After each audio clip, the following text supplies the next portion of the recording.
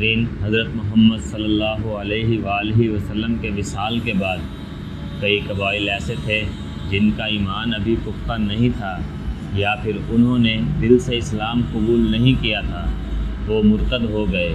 ان میں سے کافی ایسے تھے جو جھوٹے نبی بن بیٹھے۔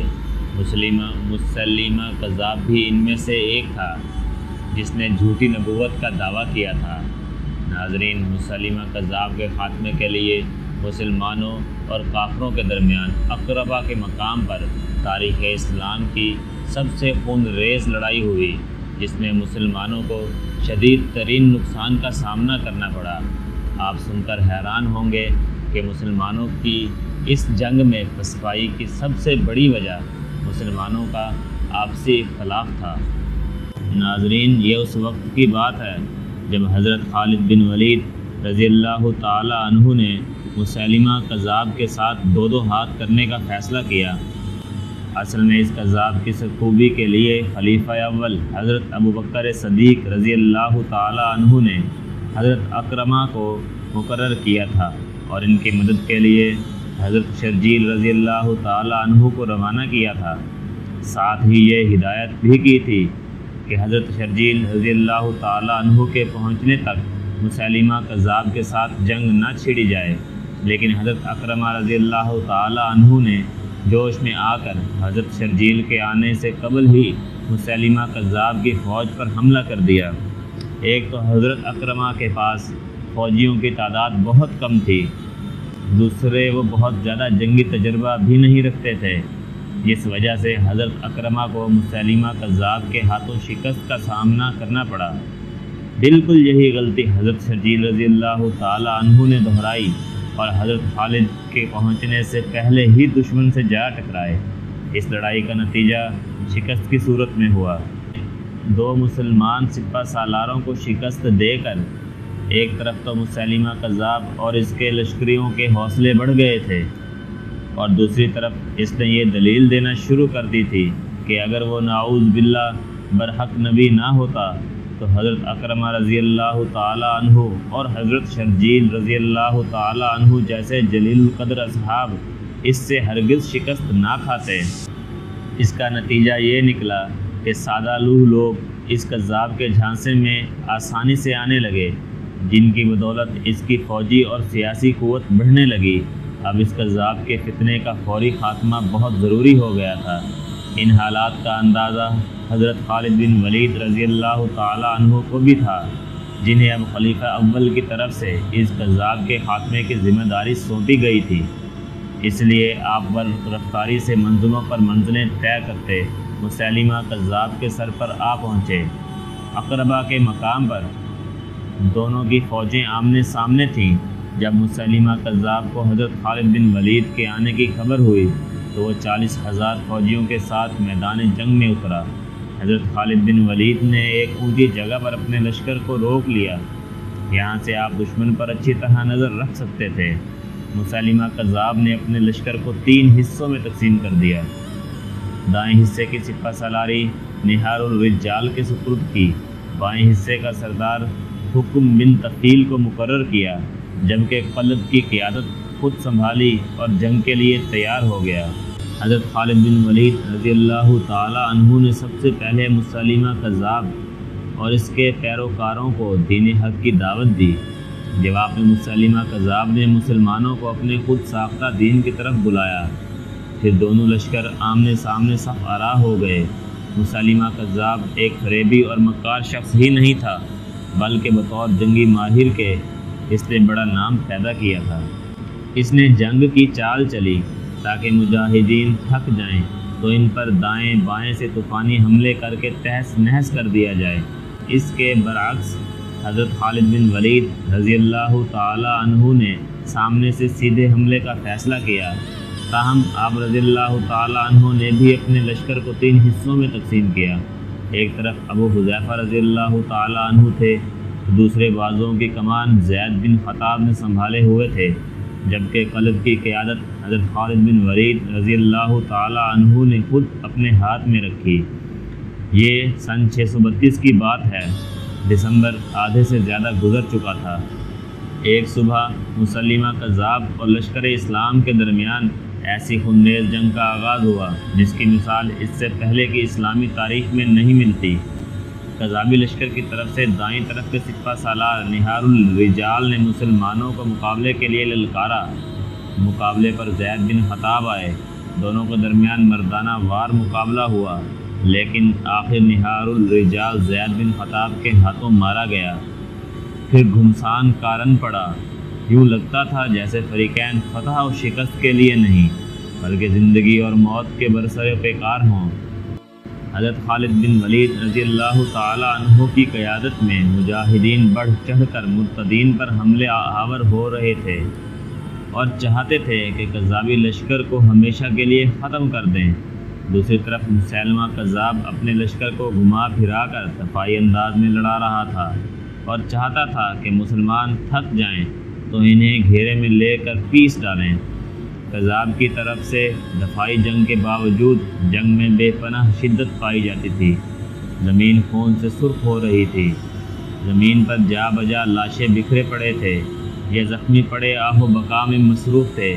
مجاہدین چونکہ تعداد میں قلیل تھے اور انہوں نے جارحانہ حکمت عملی اپنا رکھی تھی، اس لیے ان پر آہستہ آہستہ تھکن غالب آنے لگی۔ مسلمہ کذاب اسی لمحے کے انتظار میں تھا۔ اس نے تازہ دم دستے جنگ میں بھیج دیے جو یکا یک دفاعی جنگ چھوڑ کر مجاہدین پر جارحانہ حملے کرنے لگے۔ کذابی لشکر کے تازہ دم دستوں نے تھکے ہارے مجاہدین پر بے پناہ دباؤ بڑھا دیا۔ لشکر اسلام حملوں کی شدت سے پسپا ہونے لگا تھا۔ مسلمانوں کی پسپائی کی وجہ صرف یہ نہیں تھی کہ وہ تعداد میں کم تھے اور لڑتے لڑتے تھک چکے تھے۔ تاریخ گواہ ہے کہ مسلمانوں نے ایسی بے شمار جنگیں لڑی تھیں جن میں دشمن کی تعداد ان سے کئی گنا زیادہ تھی، لیکن مجاہدین نے اللہ کے فضل سے انہیں شکست فاش دی۔ اس بار پسپائی کی ایک بڑی وجہ لشکر اسلام میں اختلاف کا پیدا ہونا تھا۔ اس موقع پر مجاہرین و انصار اس بحث میں پڑ گئے کہ ان میں سے زیادہ بہادر کون ہے۔ یہ وہ نازک وقت تھا کہ اسلامی لشکر دشمن کی طاقت سے زیادہ اپنی نااتفاقی کے باعث تباہی کے دہانے پر پہنچ چکا تھا۔ دشمن کا دباؤ مسلسل بڑھ رہا تھا۔ اسلامی لشکر میں شکست کے آثار پیدا ہونا شروع ہو گئے تھے۔ حضرت ثابت رضی اللہ تعالی عنہ، حضرت زید بن خطاب اور حضرت حذیفہ جیسے بہادر اور نامور جنگجو جرأت اور بہادری کی نئی تاریخ رقم کرتے ہوئے جام شہادت نوش کر چکے تھے۔ اس لمحے وہ شخص آگے بڑھا جس کے بارے میں عرب کہا کرتے تھے کہ وہ جنگ کا پاسا پلٹنے اور ہاری ہوئی جنگ جیتنے میں بے مثال ہے۔ حضرت خالد بن ولید رضی اللہ تعالی عنہ نے اس نازک صورتحال میں اپنے حواس کو مجتمع کیا، پھر مہاجرین و انصار کی بہادری کا قضیہ یوں نمٹایا کہ مہاجرین کا لشکر الگ بنا دیا اور انصار کا لشکر الگ، بلکہ تیسرا لشکر بدوؤں کا تشکیل دیا اور فرمایا اب ثابت کرو کہ تم میں سے اللہ کے زیادہ قریب کون ہے۔ اس سپاہی نے اسلامی لشکر کی کمزوری کو دیکھتے ہی دیکھتے دشمن کے لیے کیسی خوفناک اور تباہ کن طاقت میں بدل دیا۔ پھر آپ مسلمانوں سے یوں مخاطب ہوئے، اللہ کے مجاہدو، ہم نے میدان جنگ میں باہمی اتحاد کو نظر انداز کیا ہے۔ کوئی نہیں بتا سکتا کہ تم میں سے کون بہادری سے لڑا اور کون پہلے بھاگا، مہاجر، انصار یا بدو۔ اب میں نے تینوں کو الگ الگ کر دیا ہے۔ بہادری اور بزدلی کا فیصلہ تانا زنی سے نہیں، میدان جنگ میں ہوگا۔ اٹھو اور دشمن پر جوابی حملہ کرو۔ اگر ایک گروہ پر دشمن کا دباؤ بڑھ جائے تو دوسرا اس کی مدد کرے۔ ہمیں آج ثابت کرنا ہے کہ مسلمہ کی نبوت جھوٹی ہے۔ یاد رکھو، اگر آج ہم شکست کھا گئے تو جھوٹی نبوت تم پر مسلط ہو جائے گی۔ ہم مسلمہ کے غلام اور ہماری عورتیں مرتدین کی لونڈیاں ہوں گی۔ حضرت خالد بن ولید رضی اللہ تعالیٰ عنہ کے خطاب کے بعد تمام لشکر نے قسم کھائی کہ وہ آخری دم تک دشمن سے لڑیں گے۔ پھر حضرت خالد بن ولید رضی اللہ تعالیٰ عنہ کے حکم پر اسلامی لشکر اللہ اکبر کے نعرے لگاتا ہوا دشمن پر ٹوٹ پڑا۔ فریقین ایک دوسرے کو صفحہ ہستی سے مٹانے کے لیے بڑھ چڑھ کر حملے کر رہے تھے۔ کبھی اسلامی لشکر کا پلہ بھاری نظر آتا تو کبھی مسلمہ کذاب کے فوجی میدان مارتے نظر آتے۔ مورخین کے مطابق مسلمانوں کو ایسا سخت اور خونریز معرکہ پہلے کبھی پیش نہیں آیا تھا۔ میدان لہو رنگ ہو گیا تھا اور ہر طرف لاشیں بکھری پڑی تھیں۔ حضرت خالد بن ولید رضی اللہ تعالی عنہ کے ذہن نے صورتحال کا تجزیہ کیا تو ایک ہی بات سمجھ میں آئی کہ جب تک مسلمہ کذاب نہیں مارا جاتا دشمن کو ہرانا محال ہے۔ اس فیصلے پر پہنچ کر حضرت خالد بن ولید رضی اللہ تعالی عنہ نے نظر میدان جنگ پر ڈالی اور پھر اللہ کا نام لے کر تن و تنہا دشمن پر ٹوٹ پڑے۔ جو سامنے آیا مارا گیا۔ مرتدین کے کئی نامی گرامی جنگجو حضرت خالد بن ولید رضی اللہ تعالی عنہ کی تلوار کا نشانہ بنے۔ آپ رضی اللہ تعالی عنہ دشمن کو مارتے کاٹتے مرتدین کے قلب تک جا پہنچے اور مسلمہ کذاب کو مقابلے کی دعوت دی۔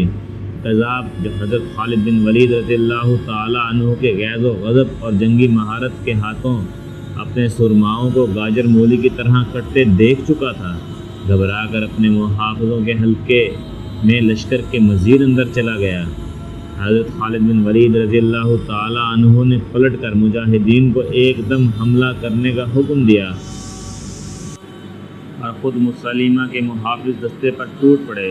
مسلمہ کے محافظوں کا حلقہ حضرت خالد بن ولید رضی اللہ تعالی عنہ کی تلوار نے تہس نہس کر دیا تھا۔ دشمن پلٹ کر بھاگا۔ مورخین کے مطابق یہ لڑائی اس قدر خون ریز تھی کہ جس گھاٹی میں یہ لڑائی ہو رہی تھی اس کا نام ہی خون کی گھاٹی پڑ گیا۔ مرتدین کی ایک بڑی تعداد نے بھاگ کر حدیقۃ الرحمن نامی باغ میں پناہ لے لی۔ یہ قلعہ نما وسیع و عریض باغ تھا جس کا دروازہ بے حد مضبوط تھا۔ حضرت خالد بن ولید رضی اللہ تعالی عنہ نے مجاہدین کے ساتھ دشمن کا تعاقب کرتے ہوئے اس باغ کے دروازے تک جا پہنچے اور سوچ رہے تھے کہ مضبوط دروازے کو کیسے کھولا جائے۔ اس دوران میں ایک بہادر سپاہی برا بن مالک آگے بڑھا اور اس نے اصرار کیا کہ اسے باغ کے اندر پھینک دیا جائے تاکہ وہ باغ کا دروازہ کھول دے۔ جب برا کا اصرار حد سے بڑھا تو اسے باغ کی دیوار پر چڑھا دیا گیا۔ اس اللہ کے سپاہی نے اندر کود کر درجنوں دشمنوں سپاہیوں کا گھیرا تلوار کے زور پر توڑ کر باغ کا دروازہ کھول دیا۔ پھر اسلامی لشکر سیلاب کی مانند باغ میں داخل ہو گیا۔ یہاں مرتدین اس کثرت سے مارے گئے کہ اس باغ کا نام ہی حدیقۃ الموت پڑ گیا۔ اب مسلمہ کذاب کو اپنی موت صاف نظر آ رہی تھی۔ وہ اپنے چند محافظوں کے ساتھ باغ سے بھاگ نکلنے کی کوشش میں وحشی بن حرب کی برچھی کا نشانہ بن کر شدید زخمی ہو گیا۔ کذاب اپنے پیٹ سے برچھی نکالنے کی کوشش کر رہا تھا کہ ابو دجانہ رضی اللہ تعالی عنہ نے آگے بڑھ کر تلوار کے ایک ہی وار سے اس کا سر تن سے جدا کر دیا، جسے دیکھ کر مرتدین کا بچا کچا لشکر بھی سر پر پاؤں رکھ کر بھاگ کھڑا ہوا اور یوں تاریخ اسلام کی خون ریز ترین جنگ بھی ختم ہو گئی، جو حضرت خالد بن ولید رضی اللہ تعالی عنہ کے فوجی کارناموں میں سے ایک یادگار کارنامہ ہے۔